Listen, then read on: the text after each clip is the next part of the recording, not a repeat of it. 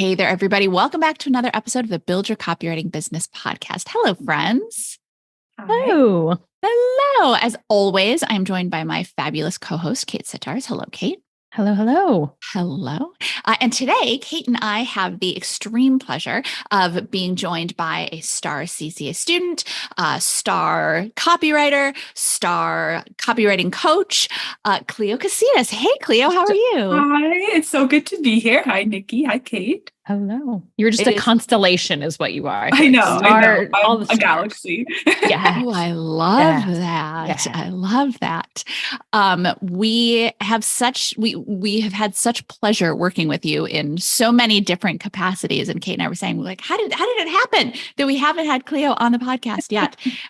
Because not only are you such a great person and you have so much to share as a copywriter, but there are also some additional topics that I think our community will be particularly interested in and definitely find really inspiring. And so actually, let's go all the way back to the beginning because we have a lot to cover here.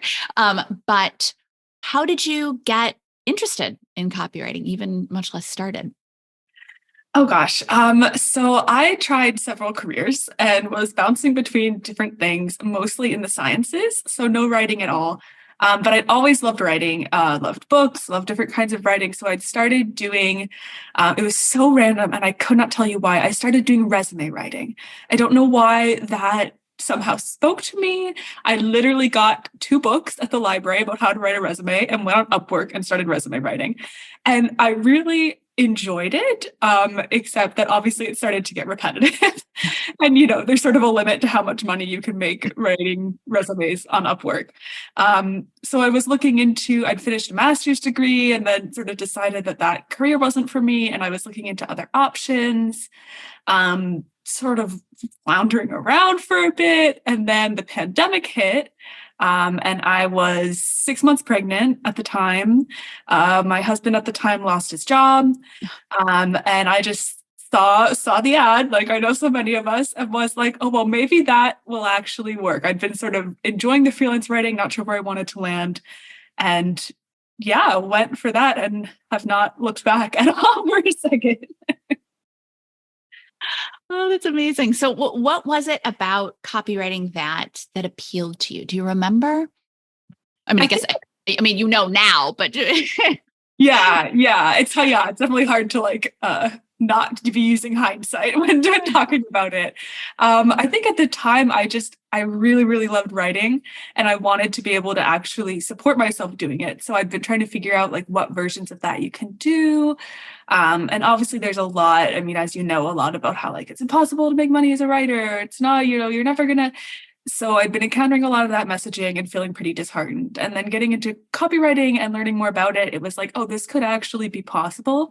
And I think it was just that, this could actually be possible. That was so exciting to me. And once I got into it, obviously I found more and more things to love and love it for a lot of different reasons now. But at the moment, it was just like, oh my gosh, what if this actually worked? And just so people know too, because you said science, but it was bio. I remember. So I have a bachelor's in computer science. I worked as a software engineer for a while, and then I got a master's in plant biology. Plant bio. Okay, that was so what I was cool. Thinking. Yeah, it's so cool. But just to really juxtapose, I feel for everyone, very different fields. Totally. And not to skip ahead too far, because I think I have a feeling we'll bounce back and forth just a little bit. But when it comes to supporting yourself with writing, you absolutely do support yourself with writing. I mean, you can share numbers, obviously, to what degree you are comfortable. But especially even this past year, you've had some major wins. Can you give us some idea of how copywriting is working out for you?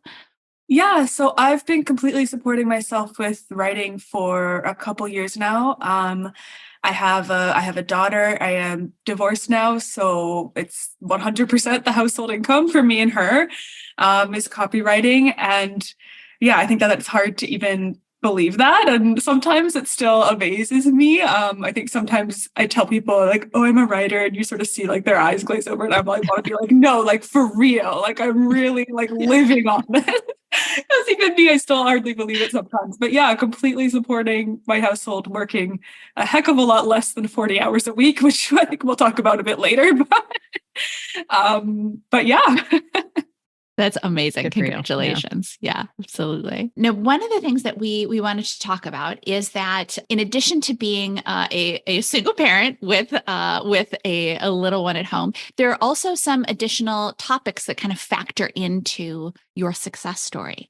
Can you, and I know I'm sounding being kind of cryptic because we know what they are, but I want to let Cleo give you the story. Yeah. Yeah. So I am neurodivergent. I got diagnosed with autism as an adult after seeking it out myself, which I think is common for a lot of women because a lot of girls get missed when we're young, and also have anxiety, which I've been dealing with off and on for a lot of my life too. So there's a lot going on in my head. It's an exciting place to live sometimes. But yeah, and I think I know that I suggested I wanted to talk a bit more about that today, because I think that it's something that works so well with this career, and I definitely would love to speak more about how that works. Yeah. So do you mind digging in and telling us kind of how that's helped your career out? Yeah. So I think definitely before getting into copywriting and specifically freelancing, because I'm not on staff, I'm freelancing. I think I really struggled with a lot of the jobs I tried. I mentioned that I tried a couple careers, and I had a lot of just issues because of the way that my focus works, because of the way my attention works. I tend to, like a lot of neurodivergent people, have periods of being really, really hyper-focused, and then periods where it's really, really difficult to focus, and really like cyclical interests and things like that. And so it was really struggling. It was really a struggle to like work a 9-to-5 in an office. Being around people is exciting to me, but also really, really exhausting. So doing that 40 hours a week in an office is impossible. So I think that's part of why I was sort of considering that like freelance work from home careers, because I just gotten to that point. I tried a few different kinds of jobs and things and was like, this is not working. It was not working. And I think that being able to work from home, and not just work from home, but work from home for myself, has just freed up so much my ability to use the strengths that come from being neurodivergent, and find workarounds for the weaknesses, and just have that flexibility and be able to custom tailor my work life in a way that would almost certainly be out of the out of the realm of the possible for most jobs. Mm-hmm. Mm-hmm. And I'd love to dig into that a little bit more. What elements of, and I realize certainly that the term is neurodivergence because it's divergent for a reason. So your story is not going to be everybody's story, but how have you found that your neurodivergent mind has been an asset as a copywriter? Yeah, so I think there's so much creativity that comes with, for a lot of people who are neurodivergent. And like you said, it is such a huge variety. There's sort of a joke in the autism community that when you've met one autistic person, you've met one autistic person, because everyone is just so completely different.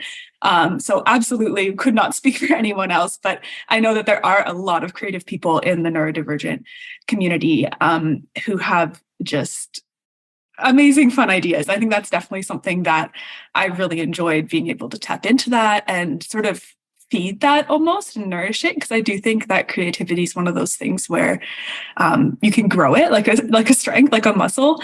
So it's been wonderful to be able to really dive into that. I think that also I tend to have what I would call like busy brain, where I just get very like, I like to have lots of variety. I like to do lots of different things. I like to jump around. So for example, like, working in many traditional jobs, not all of them, but many, you're sort of expected to like sit and focus on something for a while, or even, for months or years, like focus on one project. And I cannot do that. So I think that it's really a strength for that sort of client work I do, where I'm working with lots of different clients throughout the day, hopping between different meetings, between different projects. And I have definitely not niched at all. So I'm working in like an enormous range of different sizes, industries, types of projects, like huge, huge, huge diversity, which is something that I really need. And also something that I think I really do well at is just being able to like switch around and try different things and jump back and forth, and build those connections. And because a lot of creativity is about like bringing together diverse things and recombining them. So yeah, I think that those two strengths have just perfectly matched with this kind of career. Yeah. And really just out of my own curiosity, because I always like to dig into to learn how people work and how they operate and all that kind of thing.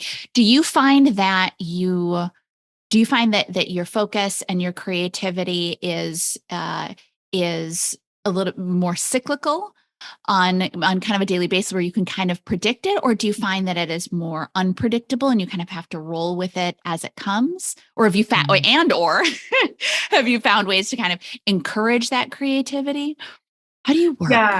Yeah, I think that's been one of the biggest struggles for me is when I started out freelancing, I had this idea that I had to be working 9 to 5, like a real job, and that I had to do things a certain way, and ended up really pushing myself to the point where I had a lot of just, burnouts and overwhelm and really struggles in like that first year or so.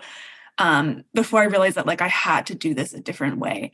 And I think that that's something that is likely going to be common for a lot of people who have mental illnesses, disabilities, neurodivergence, is just that you have to accept that you aren't going to be able to do it in the same way as, quote, everybody else is doing it, and be able to accept that. And it can be hard, especially for someone who is neurodivergent or has a disability where you maybe have an idea that the accommodations you need are bad.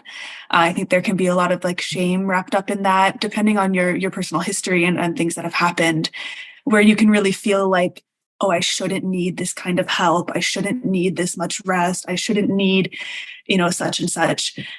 So I've definitely felt like this copywriting, I mean, it's a career, but it's so much more than a career, in that I think it really pushed me into and gave me so many opportunities to work on those other aspects of things like self-acceptance. So for me, a lot of this journey has been working on just being able to accept that the way that I work, and giving myself the freedom to actually explore that and figure it out without those preconceived ideas, and trying to leave behind any sort of, shame or anything about how I'm supposed to be, how it should look, how whatever. For me, I definitely find it is cyclical. It's not predictable.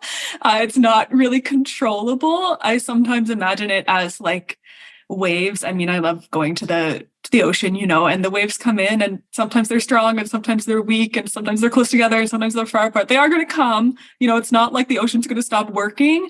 But you just kind of have to let the waves come when they come.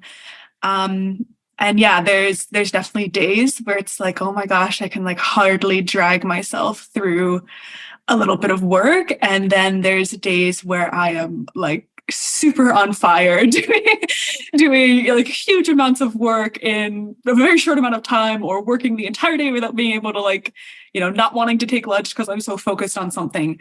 And I think that it's really just been a journey of learning to like accept that, to work with that instead of working against it. And it's, yeah, there's lots of tips and tricks that I'd be happy to share, but it's definitely like an ongoing project, I think, for me. Yeah. And I definitely want to get into some tips and tricks. I want to, though, to really underline that concept of self-acceptance, because I think that that's probably something that a lot of us, neurodivergent or more neurotypical, I think a lot of us struggle with that, because we're conditioned to believe that the quote unquote right way to work is 9 to 5, Monday through Friday. And I mean, it's a silly made up schedule anyway. The 40-hour a week and the 8 hours a day it's all kind of manufactured. And I think it's something worth all of us exploring, because I can absolutely relate to that, in the sense that I spent a lot of years, and I still do sometimes, getting down on myself for having a really hard time focusing in the middle of the afternoon. Like I can get stuff done in the morning, I can get stuff done to a smaller degree in the evening, but in the middle of the afternoon, it's it's like banging my head against a wall most days. And you think, well, no, people go into work and they work the whole day through and then they finish at 5 or 6 and then they go home. And that's what's wrong with me that I can't.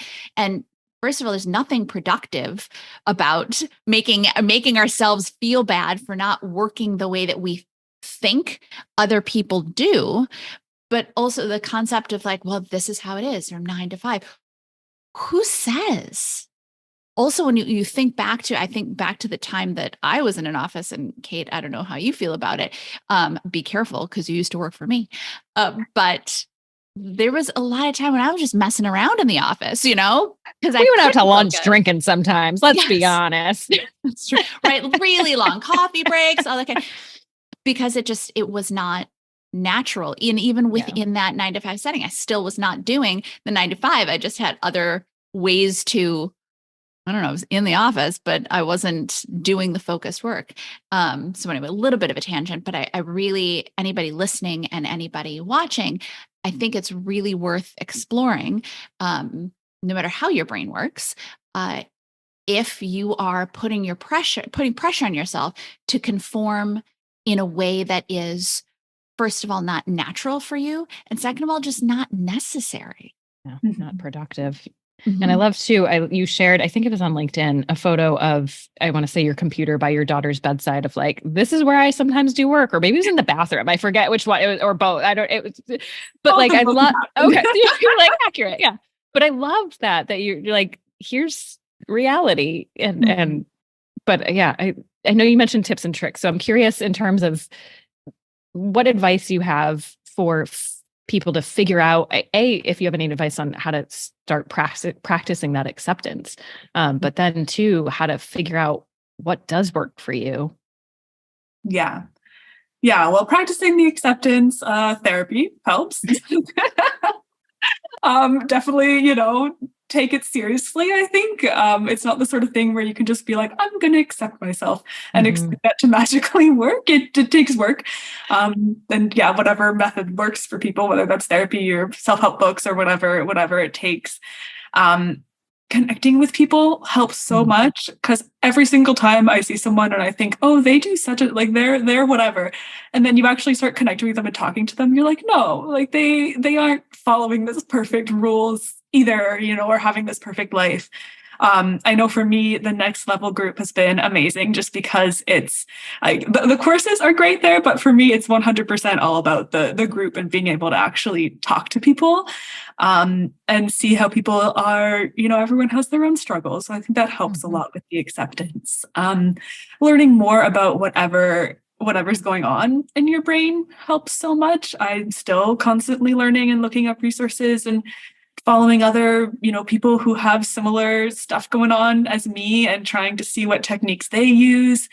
Everyone is so different, but that doesn't mean that other people don't have stuff that could work for you or that you could adapt to work for you.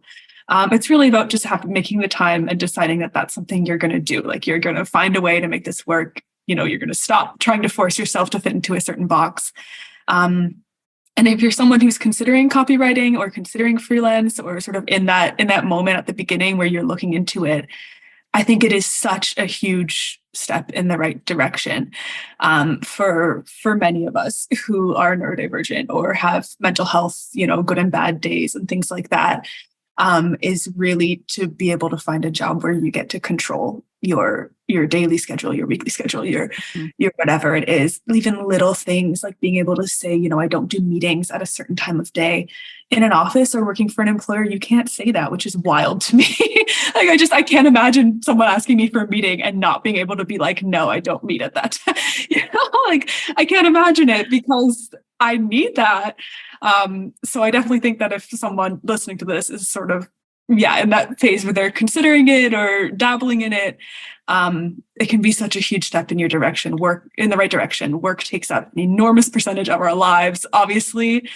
And everything's going to get so much easier once you have control over that part of your life. Well, it's interesting that you talk about, having a career to get out on your own and to form your own schedule and that kind of thing. Because I would expect that people who have, I mean, let's face it, we all have anxiety to some degree, but people who tend to have a higher level of anxiety might think that freelancing wouldn't pair well with anxiety. What are your thoughts on that?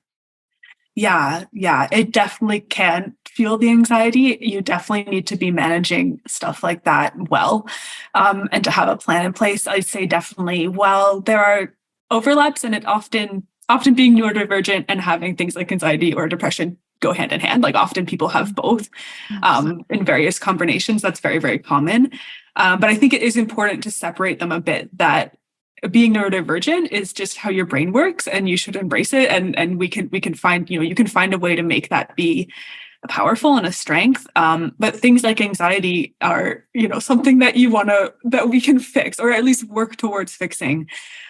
So for me, definitely that's been a huge part of this process as well, as a self-acceptance towards the things that are part of my brain and how I work, while also being very serious about tackling those anxieties and figuring out how to deal with them.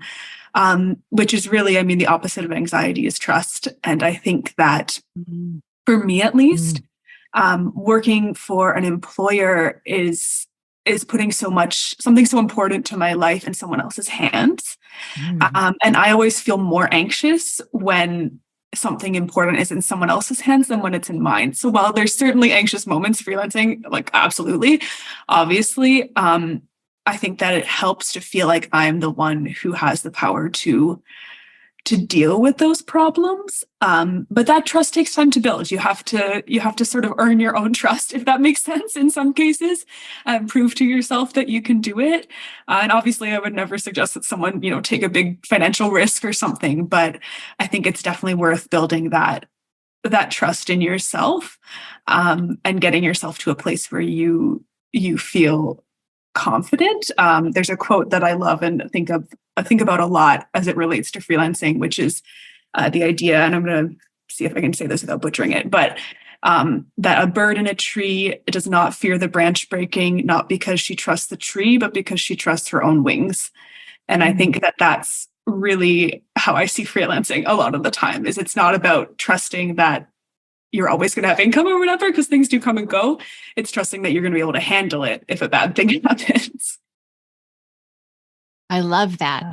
What a great quote and a great concept. Yeah. So good. So good. Because I agree. And I kind of know that we're on the same page about this. The standard idea is, well, if I have a job, I'm safe. But it's amazing how much control we give up. People get laid off all the time, even just down to silly things like your boss telling you when you have meetings, your boss telling you where you sit, your boss, it's such a funny thing, but we're all so conditioned to be like, oh, my boss said I sit here. This is where I sit. My boss, everybody else goes to lunch at 1:00. So I guess I'm going to wait until 1:00. And and maybe it's from school, maybe it's from whatever, but the idea I always of hated just that. Yeah. You had like a 1:00 meeting, and then I'm like, but I want to eat lunch at 1. Yeah. I eat a later lunch. That's my time. Yeah. And those are kind of silly little examples, but it's true, it's not silly though, because I feel like it's your time. And if you value your time, yeah. That's true. And deciding what projects you work on, deciding who you work with, deciding, I feel like this happens less nowadays, but it used to happen a ton when I was a kid. Your boss would decide where you lived, where you would work, basically. Well, we're going to move you to this town, which is just, it's fascinating, and decide whether or not you're going to keep working for them. Well, the company didn't make money. And you know what? You worked really hard, but the company didn't make money this year. So you're losing your job. Yeah. And don't get me wrong, that I have worked on staff and have enjoyed those jobs, but I agree. The idea of giving up control being equivalent to safety is such a false concept. Well, you've worked on staff, but you had, to go to the bird analogy, you had the wings to know how to land work should the company, so anything happen with the company. And I feel like that's what freelancing is, right? It's those wings. Yeah. I love that. And I think often, especially if there's mental health stuff at play, those little things like being able to control when you eat and who you work with and things like that, I think sometimes you don't even realize how much of an impact that's having on your mental health. I definitely, like, speaking for myself, know that there have been phases where I was, really, really not in a good place mentally. And I wouldn't have said that it was because of things like that. But then having broken free of that and working for myself, it's like, oh, like that was contributing so much to these symptoms and to these struggles, like so much. Commuting is really stressful for me, not being able to eat alone, because I'm the kind of person where I just like need that alone time. And when lunch was social, lunch was exhausting. And I didn't refuel, and I came back in the afternoon more tired than I was before my lunch break. Little things like that where you're like, well, it's not a big deal. Like, once you take control of those things and you start being able to build them the way you want, I mean, so many parts of your life get so much better, at least I found. And I mean, I'm not a therapist, obviously, but I definitely think that they have a big impact on things like anxiety and depression. I think more sometimes than people realize or acknowledge. Mm-hmm. Well, it makes so much sense, right? I mean, we spend so much, such a large percentage of our daily lives working. If you're in an office, you may spend more time with your cubicle mates, whom you may, I don't want to say hate, although maybe in the past I might have said that. It's with some people, not you, Kate. Let's drop names. Spill the tea. But and how stressful is that to spend time working on projects or with people that you don't like? And that's a large percentage of your time. So it makes such complete sense that not having to do that improves, no matter what's going on with your mental health, improves it. Yeah. I think it's interesting how much we've clearly been like conditioned to downplay things that we're like, oh, it's trivial, but it's not a big deal. And I love you saying that, Cleo, that it is actually like, and that's okay that it's a big deal for me and it's not for you and it doesn't matter for you. We're different people. So yeah. It comes back to that self-acceptance, like eating lunch is, having that like quiet lunch break instead of a social lunch break. That's a big deal to me. And I can tell you from like lived experience, experiments, that like that makes a huge difference. But yeah, you need the freedom to experiment before you can even figure that out about yourself. Yeah. Well, I'm realizing now we talk a lot about boundaries. And I think they're so hard for us because we were so used to not being able to set them in an office environment. Like, I could try, but then you felt like, well, I don't have, what authority do I have to stand on to uphold this boundary? And so, it's beautiful that we can do that now, but it's obviously, I get why now we practice it. Well, and even to extrapolate that, not to go off on a whole big tangent, but at no point really in our lives are we encouraged to set up boundaries. Totally. Yeah. Until we identify that we have boundary issues, right? Like, from as a child, you're listening to your parents, and then you go to school where you do what they tell you to do, and then you go to additional schooling, and then you get a job where it's you do what they, and it's always people tell you to do something and you're supposed to say yes. You're supposed to accommodate them in whatever way, shape, or form. And then often for many of us at some point, we're like, wait a minute, why am I miserable? And we discover the concept of boundaries and we go, whoa, I need some boundaries. But at no point has that been introduced. At any point before that. I mean, I was talking with a friend of mine who tends to double book herself for activities, friend activities. She'll say yes to everything. And then at the day we'll go, oh, I have to say no I have to come up with an excuse or something. And she's a grown woman, a very smart, successful woman, but we have not been taught how to say, thank you so much, but I'm made other plans, or thank you so much, but I'm actually going to be staying home, or thank you. Or in any number of ways with our clients. So it's, I don't know, just something interesting to think about. And another way to accept ourselves if we do have a challenge with setting up boundaries, because it's not something that we're taught until we realize we have a problem with them. And I would say probably the vast majority of people have a problem with them. And that's another way I think that copywriting and freelancing in general can be just so much more than a career and have such a bigger impact on just who you are and your overall like confidence and self-acceptance and self-esteem. I mean, it gives you all these opportunities to work on boundaries. And there's been so many times where something's coming up at work, or I'm learning about something in a work context, and I'm like, oh wait, like this affects so much of my personal life too. Like this is so applicable to all these other things. And yeah, it really pushes you to grow, I think, working for yourself and running your own business. Maybe that sounds like cheesy, but I really think that it's made me like such a different person. I mean, that first time when you like fire a client and you're like, I can just get rid of someone. It's like not making my life like, that's so empowering. The first time I fired a client was while I was also going through a divorce. And it was just like, wow, I can say no. Like I can I can like end something, which obviously a divorce is way more complicated than firing a client and much more going on there. But I think that it just gives you so many ways where the personal and the professional can grow together, and you can build so much confidence. You need the space to build the confidence, like you need the opportunity and the freedom and the power to be able to start seeing how much you can do. Yeah. Yeah. I agree completely. Agree. And actually, there's one more thing that I know you have going on in your life, which, I hope that you want to share, but if not, that's fine. We'll have you back on. Yes. Clearly you probably know where I'm going, but, not only are you a copywriter, but you are also a creative writer as well.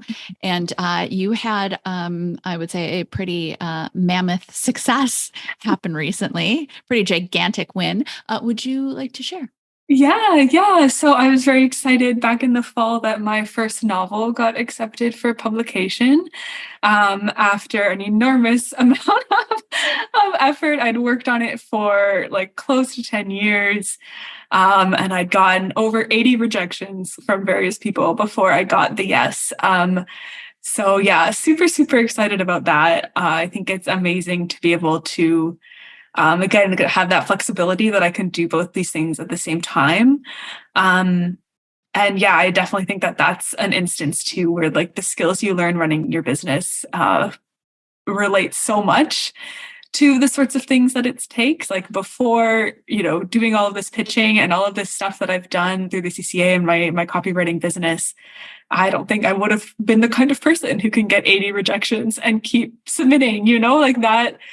That's something that I think comes from having practiced it here and built that resilience.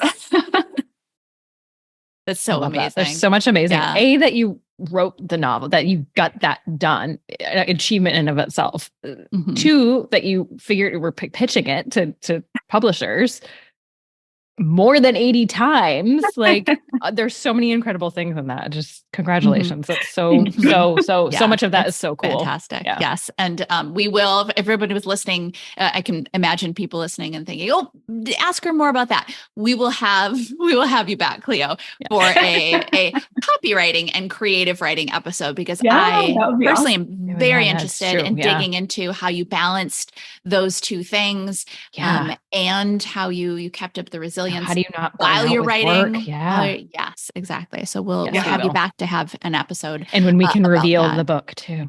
Yeah.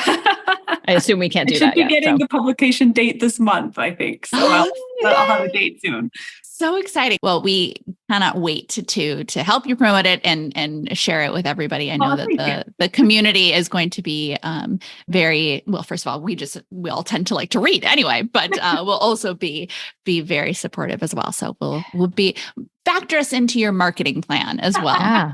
You are now amongst the F. Scott Fitzgeralds of the world and the Kurt Vonnegut's, the copywriters that wrote novels. That is now you. Yeah. That's so cool. Yes. We'll have to update our blog post. I think we have a blog post about copywriters who were novelists who were copywriters, and we just might have to add push on there. Mm-hmm. Push on there. Very cool. Yeah. Awesome. Well, Cleo, this has been fantastic. I feel like we've covered so many different topics, and this is one of those times when I feel like we could sit here and talk for at least a couple more hours and dig in. So much more to dig in, which we will. Yes, exactly. So we will have you back and we will dig into more. But in the meantime, if anybody's listening and they're like, oh, she's fantastic. How can I follow her, or how can I hire her to write for me? Where can people find you? Yeah, so my website is ceccopywriting.com. And I'm very active on LinkedIn under Cleo Nikki Casitas. So those are sort of the best places to find me and connect with me. Fantastic. And we'll, as always, put those links in our show notes. So they're there and you can get to Cleo easily and follow her and be one of the first to purchase her books as well. Yes. But really, Cleo, this was too long coming. Apologies for that. I know. I don't know if we said this at the beginning, but Cleo pitched us. Thank God. We could have sworn we had recorded a podcast episode with her. And so apologies on behalf of everyone that we've been holding out on this great conversation. Yes. To everyone listening, you should have heard this earlier, but thank goodness you're hearing it now. Yes. But yeah, Cleo, this was fantastic. Thank you. Thanks so much for having me. This was really, really nice. Thank you. And so with that, we will catch you all in the next episode. Bye, everybody. Like what you heard? Hit subscribe so you never miss a video. And if you're ready to take the first step toward becoming a copywriter yourself, sign up for a free video training right here.